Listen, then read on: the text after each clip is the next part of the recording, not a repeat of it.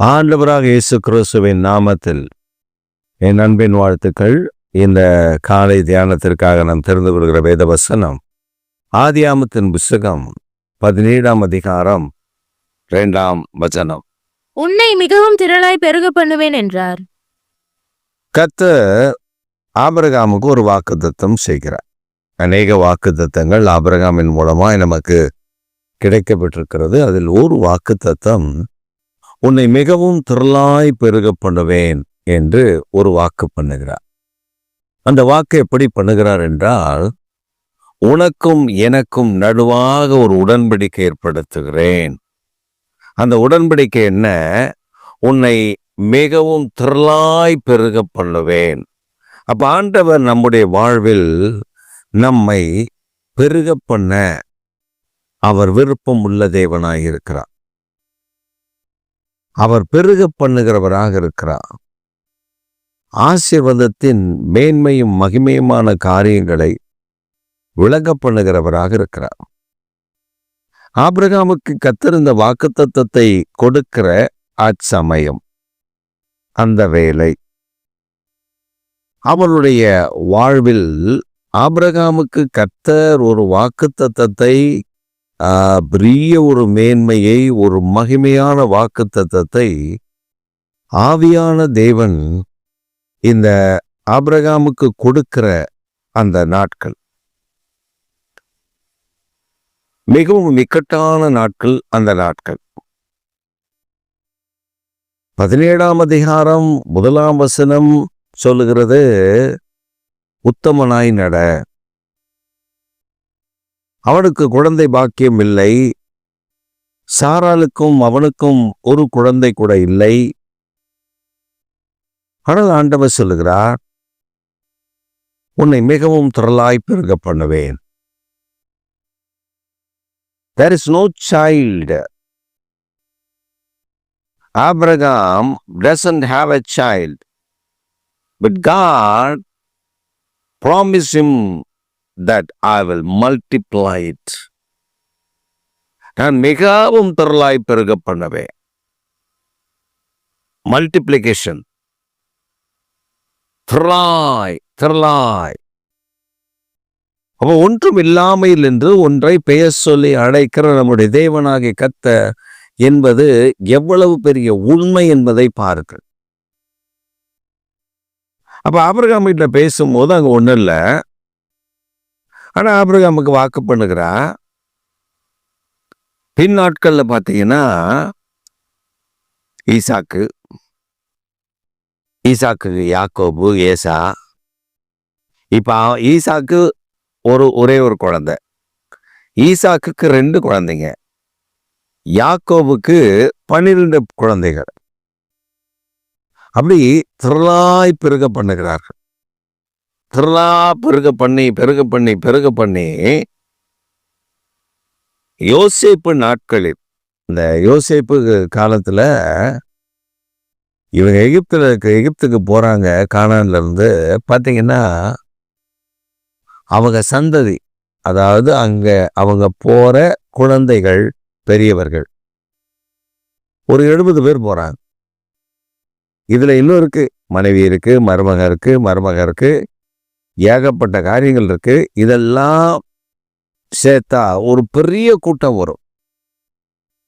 அப்ப ஆண்டவர் ஆபிரகாமுக்கும் யோசேப்புக்கும் இடையில 2 தலைமுறைகள், அந்த 2 தலைமுறைகளை முடிவுக்குள்ள 2 தலைமுறைகள் தாண்டி யோசேப்புடைய தலைமுறையிடத்துல வரும் பொழுது ஒரு 70 பேராக மாறுகிறது.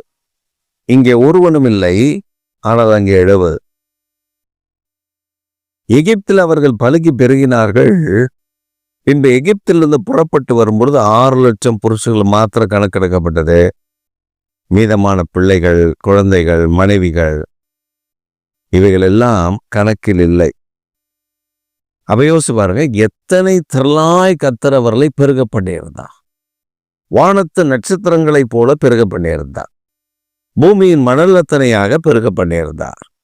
அவர் வாக்குத்தத்தம் செய்தவர் உண்மை உள்ளவர். What he promised to Abraham is true.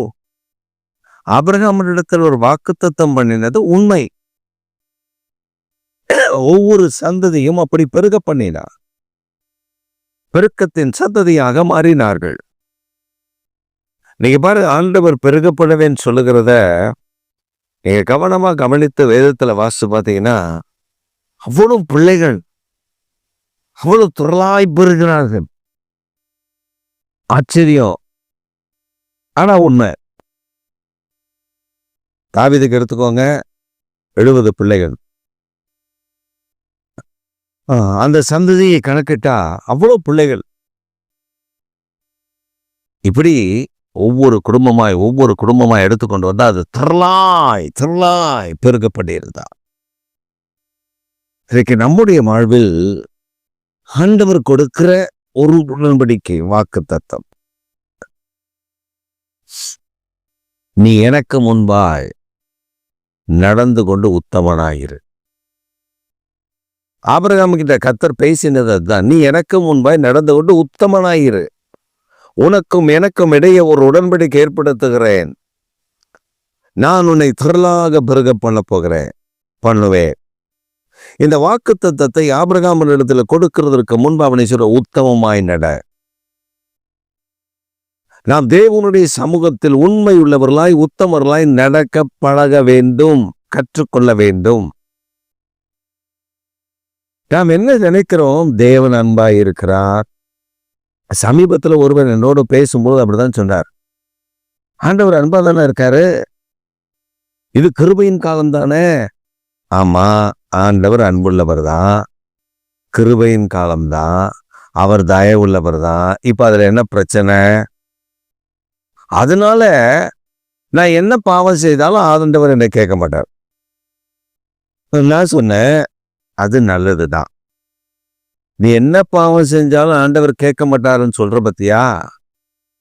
அப்ப அவருடைய இன்னொரு ஃபேஸ் இருக்குல்ல, பைபிள்ல வேதத்துல சொல்லப்படுது, அவர் எரிச்சல் உள்ள தேவன், அவர் பாவத்தை பாராத சுத்த கண்ண, அவர் அக்கிரமத்தை வெறுக்கிறவ, துன்மார்க்கனை வெறுக்கிறவ, இதெல்லாம் சொல்லியிருக்கு. இதெல்லாம் யாருக்கு?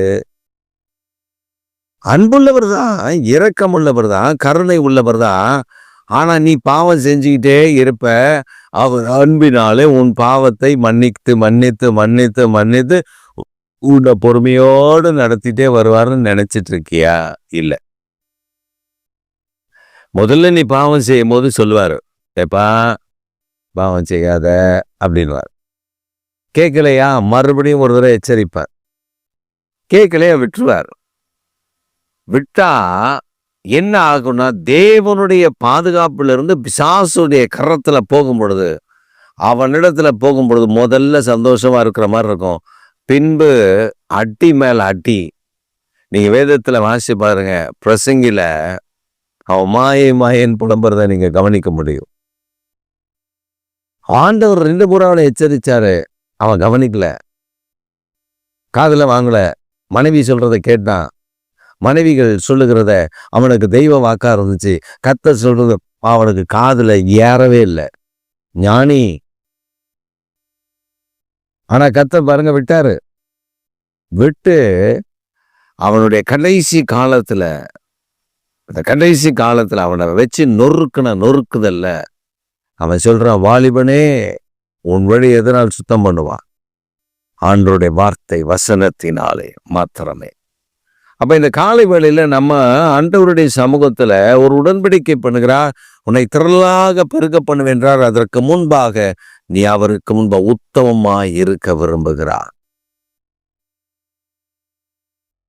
அவர் நம்மிடத்தில் எதிர்பார்க்கிறது பரிசுத்தம். நான் பரிசுத்தர், அதனால் நீங்களும் பரிசுத்தமாயிருங்கள். தேவன் நம்மிடத்துல விரும்புகிறது தானே. சில கள்ள உபதேசங்களை கொண்டு அவர் அன்புள்ளவன், எவ்வளவு பாவம் செய்தாலும் அதை அவர் ஏற்றுக்கொள்வார், அவர் சகித்துக் கொள்வார். உன் பாவம் நீ செய்வேன் என்று அவருக்கு தெரியும், அதனால உன் அனுமதித்திருக்கிறார் என்று சொல்லி பொய்யான கள்ள உபதேசங்களை உதைத்து கொண்டிருக்கிற பொல்லாத மனிதர்களுக்கு நடுவில் உன் பரிசுத்தத்தை எதிர்பார்க்கிற பரிசுத்தம் உள்ள தேவன், அவர் பரிசுத்தத்தை எதிர்பார்த்து உன்னை வழிநடத்த விரும்புகிற கர்த்தர், ஆபிரகாம் தேவனுடைய சமூகத்தில் தேவனுடைய சத்தத்தை கேட்டுக்கொண்டிருந்த ஆபிரகாமுக்கு நடுவில் ஒரு ஆகார் வந்த பொழுது தேவனுடைய சத்தத்தை கேட்பதை நிறுத்திவிட்டான். It has been written in the Bible. Go and read the verse. Genesis chapter 16. At the end of the chapter, the God doesn't speak to Abraham. ஆபிரகாமோடு நம்முடைய தேவனாகிய கர்த்தர் அவனிடத்தில் பேசவில்லை. 13 வருட காலங்கள் அவனுக்கும் ஆண்டவருக்கும் இடையில ஒரு உறவும் உரையாடலும் இல்லாமல் இருந்தது. After a great gap, ஒரு பெரிய இடைவெளிக்கு பின்பு வேதம் சொல்லுகிறது, ஆதியாகமம் 17ஆம் அதிகாரம், அவர் சொல்லுகிறார், ஆபிரகாமுக்கு 99 வயதான போது, ஆபிரகாமுக்கு 86 வயதான போது இஸ்மவேல் பிறந்தான். ஆனால் 99 வயதான போது ஆபிரகாமோடு கர்த்தர் பேசுகிறார். இடைப்பட்ட காலம் என்ன? இடைப்பட்ட காலத்திலே அவர் பேசவில்லை. He was disobedient to the Lord because of united with Agar.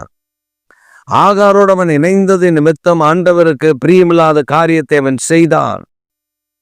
அதனால ஆண்டவர் சொல்ற, சாரா சொல்லுகிறதை கேள். Don't listen to Sarah. Why don't you ask me? நீ அவள் சொல்லுகிறதை கேள். அவள் சொல்றதான் நீ கேட்ட, இப்ப அவள் சொல்றதை கேள். அவனுக்கு அது வருத்தமா இருந்தது. அப்புறம் தான் சொன்னாரு, உடன்படிக்கை உனக்கு எனக்கு ஏற்படுத்த போற, நீ பரிசுத்தமாயிரு, உத்தமனாயிரு, தூய்மை உள்ளவனாயிரு. நான் உனக்கு எனக்கு ஒரு உடன்படிக்கை ஏற்படுத்தி உன் சந்ததி என்னை பெருக மிகவும் திரளாய் பெருக பண்ண போகிறேன். என் திட்டத்தை நிறைவேற்ற போற. அதனால நீ எனக்கு முன்ப உத்தமனாயிரு. பரிசுத்தத்தை எதிர்பார்க்கிற கர்த்தர் உங்களிடத்துல என்னிடத்துல எதிர்பார்க்கிற தேவன், பரிசுத்தத்தை எதிர்பார்க்கிற ஆண்டவர், பாவத்தை வெறுக்கிற கர்த்தர். நாம நினைக்கிறோம் என்ன செய்தாலும் ஆண்டவர் நம்ம ஏற்றுக்கொள்வாரு. அவன் பாவம் செய்யறான், அவனுக்கு ஒன்றும் நடக்கல. இவன் பாவம் செய்யறான், இவனுக்கு ஒன்றும் நடக்கல. இவன் ஒரு அக்கிரமம் செய்யறான், அவனுக்கு ஒன்றும் நடக்கல. எனக்கு மட்டும் வந்துருமா? வெளிப்படுத்துற விசேஷம் லவோதிக்கேய சபைகளுக்கு சொல்லும் பொழுது ஆண்டவர் சொல்லுகிறார், உன் ஆண்டவர் யாரை நேசிக்கிறார் அவளை சிட்சிக்கிறார், அவர்களை சிட்சிக்கிறார். அப்ப தேவன் யாரை நேசிக்கிறாரோ அவளை சிட்சிக்கிறவராக இருக்கிறார். அவர்களை நல்வழிப்படுத்தி சரியான பாதையில கொண்டு வந்து அவர்களை தன் பாதையில் தன்னுடைய ஓட்டத்தில் அவர்கள் தொய்வில்லாதபடி அழிவுக்கு நேராக போகாதபடி அவர்களை காத்து வழிநடத்த விரும்புகிறார். கடைசியாக ஒரு காரியத்தை சொல்லுகிறேன். அங்க வேதம் சொல்லுகிறது, தாவீது பாவம் செய்துவிட்டு அவன் அந்த பாவம் செய்துவிட்ட போது உணர்வற்று இருக்கிறான். நாத்தான் என்கிற தீர்க்கதரிசி வந்து அவனை எச்சரிக்கிறார். இந்த நாத்தான் தீர்க்கதரிசி வந்து தாவீதை எச்சரித்த பொழுது நாத்தான் ஒரு காரியத்தை சொல்லுகிறார். தேவனை அவருடைய சத்துருக்கள் தூஷிப்பதற்கு காரணமாயிருந்தார். அப்ப நம்ம பாவம் செய்யும் பொழுது நம்முடைய பாவத்து நிமித்தம் சத்துருக்கள் தேவனாகிய கர்த்தரை தூஷிக்கிறது. பிசாசின் வல்லமைகள் வந்து நின்று தேவனை தூஷிக்க. நீ சொன்னியப்பா உன் பிள்ளை ரத்தத்தினால கழுவின அப்படின்னு இங்க பாரு, அவன் என்ன வேலை பார்க்காம பாரு. நீதி உள்ள தேவன் தானே, அவனை சும்மா விட்டு வச்சிருக்கிறீர், அவனை நொறுக்கும். அவர் நீதி உள்ள நியாயாதிபதி, அவர் வாக்கு மாற முடியாது.